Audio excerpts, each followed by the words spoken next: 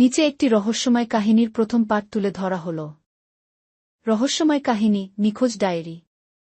পাঠ ১, পুরনো বাড়ির গোপন কক্ষ। বৃষ্টি ভেজা এক সন্ধ্যায় রাহাত তার দাদার পুরনো বাড়িতে পৌঁছাল।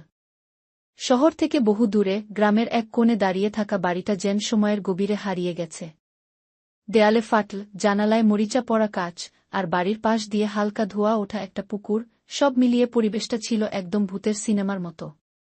রাহাত এসেছিল তার দাদার রেখে যাওয়া পুরনো জিনিসপত্র গোছাতে। কিন্তু তার আগ্রহ বাড়তে থাকে বাড়িটির অদ্ভুত পরিবেশ দেখে।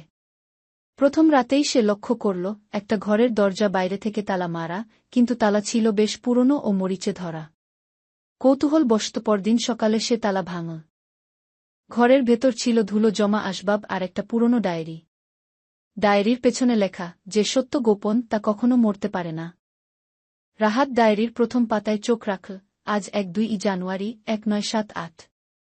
আমি জানি তারা আবার আসবে। রাত বাড়লেই তারা দরজায় টোকা দেয়। আমি জানি আমার সময় ফুরিয়ে আসছে।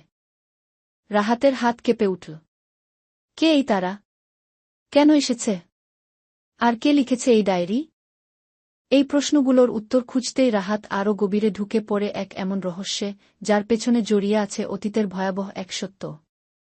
পরের দ্বিতীয় পার্ট দেখতে চাইলে সাবস্ক্রাইব করুন।